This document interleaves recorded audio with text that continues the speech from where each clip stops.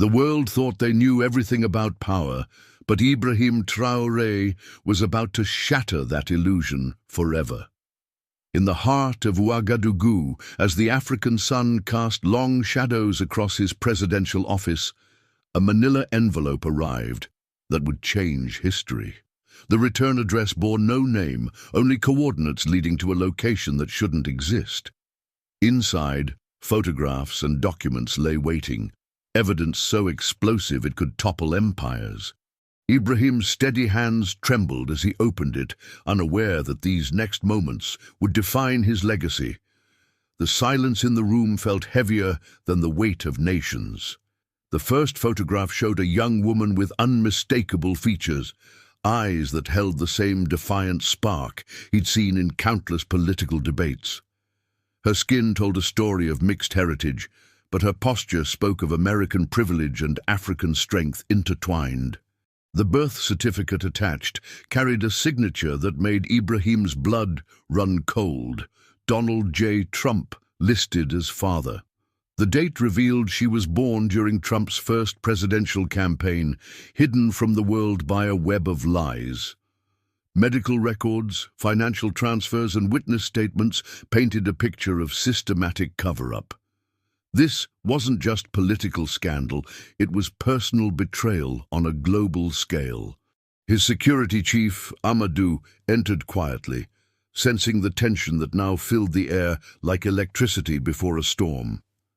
"Mon président, you look like you've seen a ghost," he whispered in French, approaching the desk with caution. Ibrahim's eyes never left the documents as he spoke. "Not a ghost, mon ami, a living, breathing secret that could change everything." The weight of this knowledge pressed against his chest like a mountain. He understood that holding this truth made him the most dangerous man in the world. The phone on his desk suddenly felt like a weapon of mass destruction. In that moment, Ibrahim Traoré realized he held more than just documents. He held the key to exposing decades of Western hypocrisy. The man who claimed to put America first had hidden his own African-descended daughter from the world. This revelation connected to everything Ibrahim had fought against. The silencing of African voices, the denial of African dignity, the systematic erasure of African identity. His mind raced with possibilities, strategies, and the inevitable confrontation that would follow. The young leader, who had already challenged France's colonial grip on Africa, now faced his greatest test. Time was running out, and the whole world was about to witness what happened when truth collided with power. The papers scattered across Ibrahim's mahogany desk told a story that Hollywood couldn't have scripted more dramatically. DNA test results from 3 separate laboratories confirmed what the photographs suggested. A 23-year-old woman named Amara lived in complete anonymity in Atlanta. Her mother, Dr. Keisha Williams, was a brilliant Ghanaian-American geneticist who had briefly worked on Trump's 2016 campaign health advisory board. The financial trail showed monthly payments of $50,000 deposited into offshore accounts, all traced back to Trump Organization subsidiaries. Legal documents revealed a non-disclosure agreement so ironclad it made Fort Knox look like an open book. The signature on every payment authorization belonged to Trump himself, proving his direct involvement in the cover-up. Medical records painted the picture of a young woman who had never known her true identity, raised believing her father died in a car accident. Amara had graduated summa cum laude from Emory University with a degree in international relations, specializing in African political systems. Her thesis, ironically, focused on neo-colonial manipulation in West Africa, the same forces Ibrahim fought daily in Burkina Faso. Private investigator reports showed she had been under constant surveillance since birth, her every move monitored and controlled. The handlers assigned to her family had one mission: ensure she never discovered her true parentage. Even her college roommates had been carefully selected assets, creating an entire artificial reality around her existence. Communication logs revealed desperate attempts by Dr. Williams to contact Trump directly as their daughter grew older and began asking questions. Voice recordings captured heated phone conversations where Trump threatened to destroy everything if the secret ever surfaced publicly. The mother's journal entries, somehow acquired by the mysterious source, detailed years of psychological torture and financial manipulation. She had tried multiple times to tell Amara the truth, but each attempt was met with increased surveillance and threats. Legal injunctions prevented her from traveling outside Georgia without prior approval from unnamed federal authorities. The woman lived as a prisoner of her own daughter's secret, trapped in a golden cage of silence. The most damning evidence lay in the final folder. Recent photographs of Amara attending African cultural events, connecting with her heritage, despite never knowing why she felt so drawn to the continent. Immigration records showed she had applied 3 times to visit Ghana, each application mysteriously denied for security reasons. Her social media posts revealed a young woman searching for identity, posting about African unity and questioning American foreign policy toward the continent. Intelligence briefings suggested she had begun making connections that could lead her to discover the truth independently. The clock was ticking, and Ibrahim realized that this revelation could either liberate her or destroy her completely. Someone had decided it was time for the world to know the truth.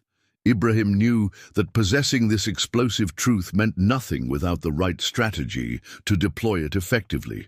Within hours of discovering the documents, he had arranged a secure video conference with President Cyril Ramaphosa of South Africa and President William Ruto of Kenya. The encrypted call took place at midnight Ouagadougou time, when the world's intelligence agencies were least likely to monitor routine diplomatic communications. "Brothers," Ibrahim began, his voice steady despite the magnitude of what he was about to reveal, "what I'm about to show you will change how Africa negotiates with the West forever." The 3 leaders had formed an unbreakable bond through years of fighting Western economic manipulation together. Tonight, that alliance would be tested like never before. Ramaphosa's weathered face appeared shocked as Ibrahim shared the documents through their secure channel, while Ruto's expression shifted from disbelief to calculated determination. "This changes everything about Trump's Africa policy," Ramaphosa whispered, understanding the implications immediately. The man who had called African nations shithole countries had hidden his own African-descended child from the world for over 2 decades. Ruto leaned closer to his camera, his voice cutting through the digital silence. "He cannot deny our dignity while denying his own blood." The 3 men spent the next hour analyzing every document, cross-referencing dates with Trump's public statements about Africa. The hypocrisy was so profound it bordered on the absurd, yet the evidence was undeniable. The decision was unanimous. They would coordinate a joint revelation that would expose not just Trump's personal deception, but the broader Western pattern of exploiting Africa while hiding their deep connections to the continent. Ibrahim would make the initial contact with Trump directly, giving him one opportunity to come clean before the evidence went public. "We give him 48 hours to acknowledge his daughter and apologize to Africa," Ibrahim declared, his presidential authority commanding even through the pixelated video connection. Ramaphosa and Ruto would simultaneously prepare their own revelations, ensuring the story couldn't be buried or dismissed as fake news. The African Union would be briefed within 24 hours, creating a continental response that Trump couldn't ignore or intimidate. As the call ended, Ibrahim sat alone in his office, watching the sun rise over Ouagadougou's bustling streets. In a few hours, he would place the most important phone call of his political career directly to the White House. The young leader, who had already expelled French forces from his country, was about to challenge the most powerful man in the world.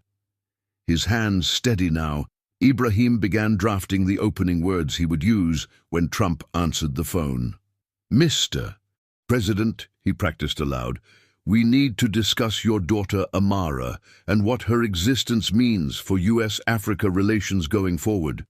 The confrontation that would shake the world was now just hours away.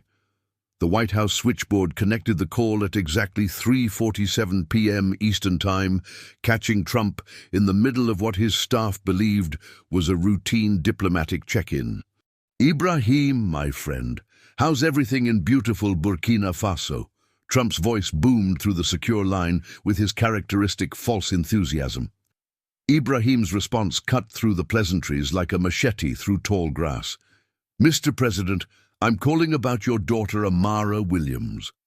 The silence that followed lasted exactly 3 seconds, an eternity in presidential communications. When Trump finally spoke again, his voice had dropped to a dangerous whisper. "I don't know what game you think you're playing, but you're making a serious mistake." Ibrahim could hear the man's breathing change, becoming rapid and shallow as panic set in.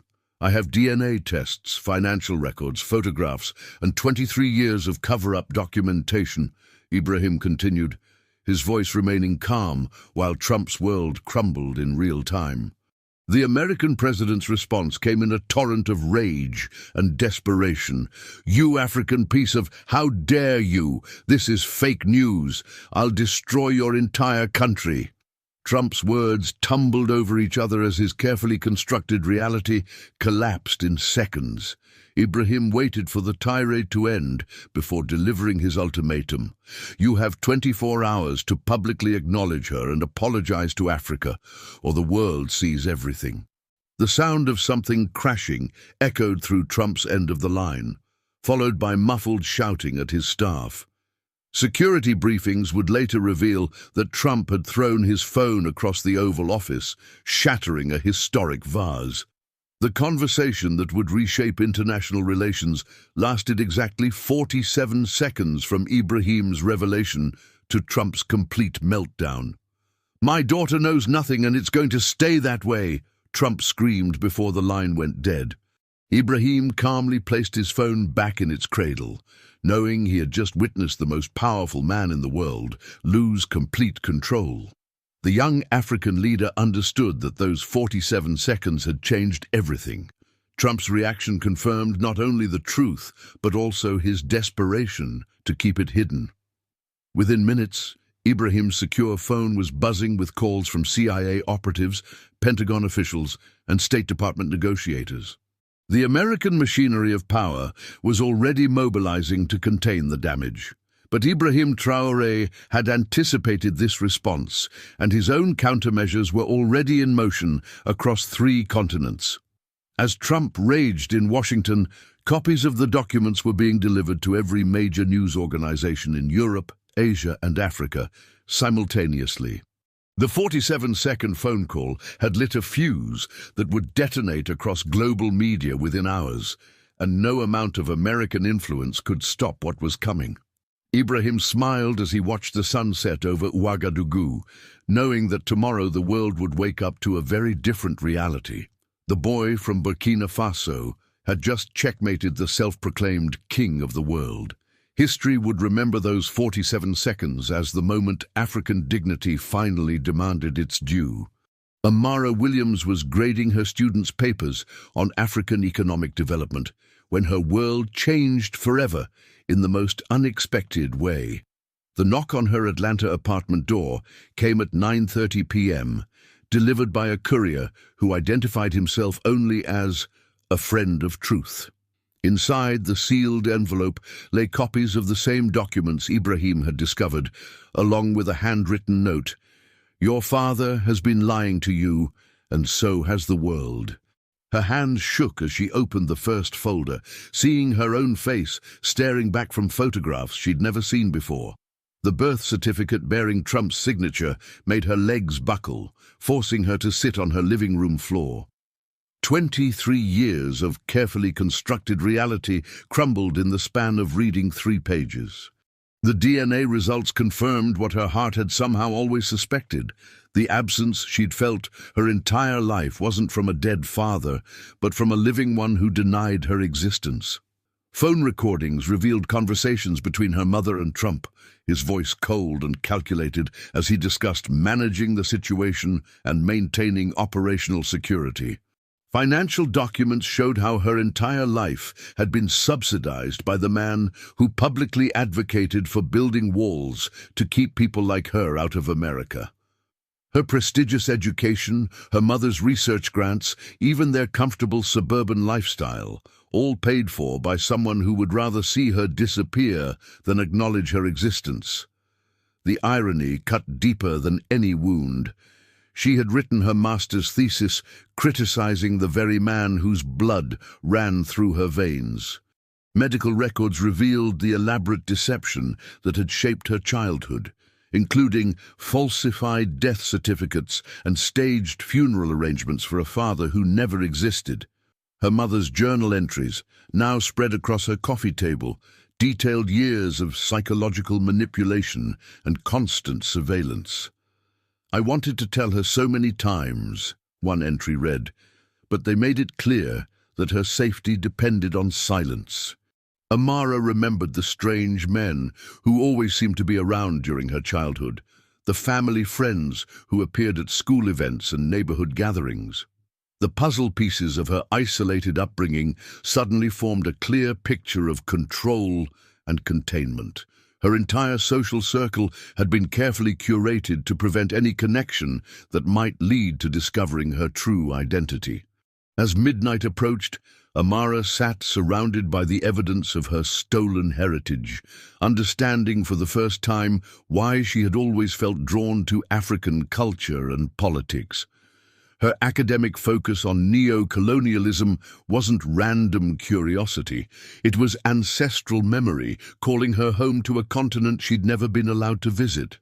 The photographs of Trump at campaign rallies, denouncing immigrants and African nations, took on a sinister new meaning when viewed through the lens of personal betrayal. Her father hadn't just abandoned her. He had built his political career on rejecting everything she represented.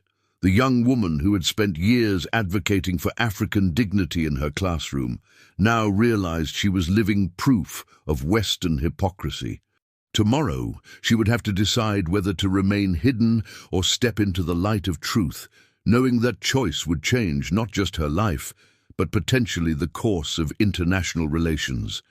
The White House erupted into controlled chaos within minutes of Ibrahim's devastating phone call, with senior staff scrambling to contain a crisis they never saw coming. Chief of Staff Susie Wiles burst into the Oval Office to find Trump pacing frantically, his face flushed with rage and panic. "Get me every lawyer we have now," he screamed, sweeping documents off his desk in a violent outburst. Press Secretary Caroline Leavitt stood frozen in the doorway, knowing that no amount of spin could make this story disappear. National Security Advisor Mike Waltz was already on secure calls with intelligence agencies, trying to understand how an African president had obtained classified information. The machine of American power, built on secrets and control, was grinding to a halt in the face of one simple truth. Emergency meetings convened simultaneously across multiple government buildings as Trump's inner circle realized the magnitude of the threat. "We need to discredit everything. The documents, the DNA tests, even the girl herself," Trump barked at his legal team, his desperation evident in every word. Attorney General nominees and Supreme Court justices received urgent calls about potential legal challenges to block the story's publication. The Pentagon was quietly briefed on potential African destabilization efforts that might require military response. Trump's personal attorney was already drafting cease and desist letters to every major media outlet, while his campaign team prepared talking points about foreign interference and fake news attacks. The irony was lost on him that he was now the victim of the very tactics he had used against others for decades. Within 6 hours, Trump had initiated a full-scale diplomatic assault on African nations, threatening to cut aid and impose sanctions on any country that supported Ibrahim's revelation. Phone calls went out to European allies, demanding they pressure their African partners to control this situation before it spiraled out of control. The CIA received orders to investigate how classified information had been leaked, while the NSA began monitoring communications between African leaders. Trump's business empire mobilized its legal resources, filing injunctions to prevent the release of financial records that could corroborate the story. His social media team prepared a coordinated response strategy, ready to flood the internet with disinformation the moment the story broke. The man who had built his career on attacking others now faced the ultimate test of his own survival. But even as Trump's machinery of denial kicked into overdrive, cracks began appearing in his carefully constructed wall of silence.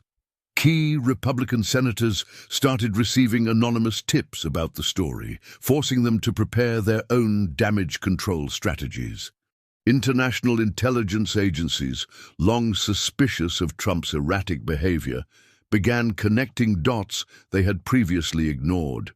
Most dangerously, investigative journalists who had been tracking Trump's financial irregularities for years suddenly found new sources willing to speak on the record. The 24-hour ultimatum Ibrahim had given was ticking down, and with each passing hour, Trump's options grew more limited. By dawn, the man who had claimed to be the most powerful person on Earth would discover that some truths are too big for even presidents to bury. The story broke simultaneously across 6 continents at exactly 6 a.m. GMT, creating a media earthquake that no government could contain or control. BBC World Service led with Trump's secret African daughter, a 23-year cover-up exposed, while CNN International scrambled to verify documents that had been delivered to their London bureau overnight. Al Jazeera's Doha headquarters received the complete file at the same moment as France 24 in Paris, ensuring Western media couldn't suppress the narrative. Social media exploded as Chung, Trump's daughter, and Chung, America's secret shame, began trending worldwide within minutes of the first broadcasts. The carefully orchestrated release meant that by the time White House damage control teams woke up, the story had already circled the globe twice. International stock markets opened in freefall as investors realized the geopolitical implications of this revelation. African leaders, who had remained silent during years of Trump's insults, suddenly found their voices, with statements pouring in from Accra to Cape Town. President Nana Akufo-Addo of Ghana was the first to speak publicly. The man who called our nations shitholes has hidden his own African child for over 2 decades. This is the ultimate hypocrisy. The African Union convened an emergency session in Addis Ababa, with 54 nations demanding answers about America's true relationship with the continent. European allies found themselves in impossible positions, caught between their American partnerships and the undeniable evidence of systematic deception. Chancellor Olaf Scholz cancelled his planned call with Trump, while President Macron's office issued a terse statement about the need for transparency in international relations. Putin's Russia wasted no time amplifying the story, with state media gleefully broadcasting Trump's downfall around the clock. The revelation sent shockwaves through African diaspora communities worldwide, who saw in Amara's story their own struggles with identity and belonging. Protests erupted outside American embassies from Lagos to London, with demonstrators demanding Trump acknowledge not just his daughter, but his broader debts to African peoples. University campuses across 3 continents organized teach-ins about hidden histories and suppressed identities, using Amara's story as a gateway to larger conversations about power and privilege. Religious leaders from across the African continent issued joint statements about the moral implications of denying one's own child. The story resonated far beyond politics, touching deep cultural nerves about family, heritage, and the courage required to speak truth to power. Social justice organizations that had fought Trump's policies for years suddenly had a personal face to attach to their broader struggles. Within 24 hours, the geopolitical landscape had shifted fundamentally, with African nations holding unprecedented leverage over American foreign policy. Trade negotiations that had stalled for months suddenly resumed. But now, with African leaders demanding accountability and respect as preconditions for any agreements. The dollar weakened against major African currencies as markets processed the implications of a completely altered power dynamic. Intelligence agencies worldwide began reassessing their understanding of Trump's motivations and decision-making processes through this new lens of personal vulnerability. The young woman in Atlanta, who had lived her entire life in carefully maintained obscurity, had inadvertently become the catalyst for a global reckoning. The world would never look at American-African relations the same way again, and everyone knew that this was just the beginning of a much larger transformation. The geopolitical chessboard had been completely overturned, and every major power was scrambling to reposition themselves in this new reality. Within 48 hours of the revelation, China's President Xi Jinping made an unprecedented offer to host a summit between African leaders and Amara Williams herself, positioning Beijing as the mediator of this historic crisis. The European Union found itself caught between loyalty to NATO and the moral imperative to support African demands for accountability and respect. Russia's foreign ministry issued statements calling for complete transparency in US-Africa relations, while simultaneously offering military support to any African nation facing American retaliation. The global balance of power was shifting in real time, with traditional alliances straining under the weight of this explosive truth. Every phone call between world leaders now carried the subtext of Trump's ultimate vulnerability. Congressional Republicans faced an impossible dilemma as they watched their party's standard-bearer implode under the weight of his own hypocrisy. Senator Lindsey Graham, long one of Trump's most vocal defenders, was notably silent when reached for comment by major news networks. The House Freedom Caucus convened emergency meetings to discuss whether supporting Trump through this crisis would destroy their own political futures. Democratic leaders, meanwhile, sensed an opportunity to expose decades of Republican rhetoric about family values and American greatness as hollow propaganda. Vice President J.D. Vance found himself in the unprecedented position of potentially having to invoke the 25th Amendment if Trump's mental state continued deteriorating. The American political establishment was eating itself alive while the world watched in fascination. International law experts began examining whether Trump's systematic deception constituted grounds for charges of fraud against the American people and crimes against humanity for his treatment of African immigrants.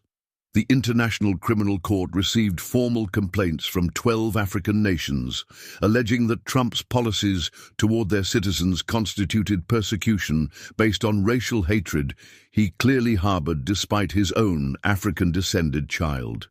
NATO allies privately discussed contingency plans for containing the damage if the American government completely collapsed under the weight of this scandal. The United Nations Security Council faced calls for an emergency session to address what some diplomats were calling the greatest legitimacy crisis in American history. Traditional concepts of sovereignty and diplomatic immunity crumbled as the world realized that personal secrets could reshape international law. As the crisis entered its third day, it became clear that this was no longer just about one man's lies, but about the fundamental relationship between truth and power in the 21st century. African nations, long dismissed as minor players on the global stage, suddenly held the key to American political stability and international legitimacy. Ibrahim Traoré's calculated gamble had exposed not just Trump's personal hypocrisy, but the entire Western system of denying African agency while secretly depending on African resources and people. The young president from Burkina Faso had achieved what decades of diplomatic negotiations could not. He had forced the world to see Africa as an equal player in global affairs. The power dynamic that had defined international relations since colonial times was crumbling, and everyone knew there would be no going back to the old ways. The continental response that followed proved that Africa had been waiting generations for exactly this moment to reclaim its rightful place on the world stage. From Cape Town to Cairo, Lagos to Nairobi, millions of people poured into the streets, not in anger, but in celebration of a dignity finally acknowledged. The African Union's emergency session in Addis Ababa drew record attendance, with 54 heads of state united in a way not seen since the founding of the Organization of African Unity. Ibrahim Traoré's entrance into the Grand Assembly Hall was met with a thunderous standing ovation that lasted 12 minutes, acknowledging not just his courage, but his strategic brilliance. President Paul Kagame of Rwanda captured the moment perfectly. Today, we stopped begging for respect and started demanding it as our birthright. The young leader from Burkina Faso had given his entire continent the greatest gift possible, proof that they could challenge anyone, anywhere, and win. Economic partnerships that had favored Western interests for decades suddenly faced renegotiation as African leaders realized their newfound leverage. The African Continental Free Trade Area accelerated its implementation timeline, with member nations understanding that unity was their greatest weapon against future manipulation. China's Belt and Road Initiative found eager new partners as African countries sought alternatives to traditional Western economic relationships. Tech companies from Lagos to Johannesburg announced billion-dollar investments in continental infrastructure, no longer willing to wait for Western approval or funding. The narrative of African dependence on foreign aid began crumbling as nations demonstrated their ability to mobilize resources and strategic thinking when their dignity was at stake. Financial markets that had long undervalued African currencies suddenly found themselves recalculating exchange rates based on political rather than purely economic factors. Cultural movements across the diaspora experienced unprecedented growth as Amara's story resonated with millions who had struggled with questions of identity and belonging.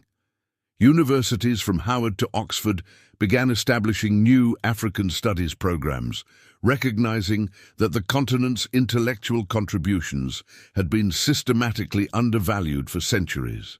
Musicians, artists, and writers found global audiences hungry for authentic African perspectives, no longer filtered through Western interpretations. The revelation had created space for conversations about heritage and identity that transcended national boundaries and political affiliations. Young people of African descent worldwide saw in Ibrahim's courage and Amara's resilience a roadmap for reclaiming their own narratives from systems designed to silence them. The psychological liberation was as significant as the political transformation.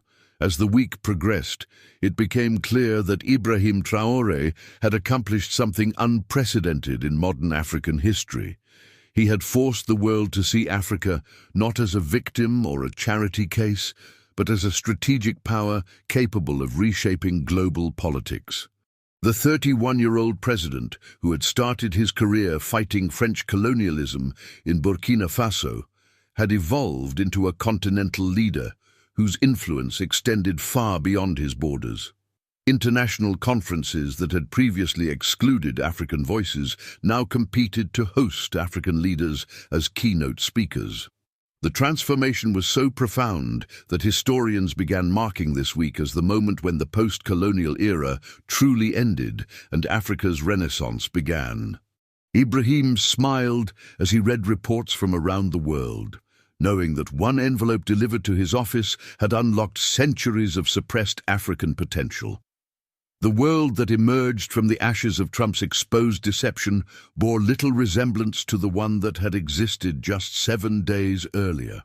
Amara Williams stood before the United Nations General Assembly, no longer the hidden daughter of a disgraced president, but the living symbol of a new era in international relations. Her speech, delivered in flawless English with phrases in Twi and French, captivated diplomats who had never seen such a perfect embodiment of global citizenship. "I am proof that we are all more connected than those in power want us to believe," she declared to thunderous applause. The young woman who had been denied her heritage for 23 years now served as an unofficial ambassador between Africa and America, her very existence forcing honest conversations about identity, power, and belonging. The General Assembly had never witnessed such a transformation of tragedy into triumph. Ibrahim Traoré's masterstroke had fundamentally altered the mechanics of international diplomacy, with African nations no longer accepting secondary status in global forums. The G7 quietly became the G20 as major powers realized they could no longer make decisions about world affairs without including African perspectives. Trade agreements that had enriched Western corporations at Africa's expense faced wholesale renegotiation, with skilled African negotiators now holding unprecedented leverage. The World Bank and International Monetary Fund found their traditional loan structures challenged by African leaders who demanded true partnership rather than paternalistic charity. Military bases that had operated across the continent for decades suddenly faced review processes led by newly empowered African security councils. The era of decisions being made about Africa without Africa had definitively ended. Trump's political career lay in ruins, but the broader implications extended far beyond one man's downfall, reshaping how the world understood power, truth, and accountability. Republican lawmakers who had spent years defending his rhetoric about African nations found themselves completely discredited, their careers ending not in electoral defeat, but in moral bankruptcy. The revelation had exposed the hollowness of nationalist movements worldwide, proving that even their most ardent leaders maintained secret connections to the very people they publicly demonized. European far-right parties that had modeled themselves on Trump's approach faced similar scrutiny about their own hidden hypocrisies and connections. The domino effect of accountability spread across continents, forcing political movements built on hatred to confront the contradictions at their core. As the month concluded, historians and political scientists struggled to find adequate comparisons for the transformation they had witnessed in real time. The balance of global power had shifted not through war or economic collapse, but through the simple act of revealing truth and demanding dignity. Ibrahim Traoré, the young soldier who had become president through a military coup, had achieved what generations of African leaders could only dream of: true equality on the world stage. His phone now rang daily with calls from presidents and prime ministers seeking his counsel on international affairs.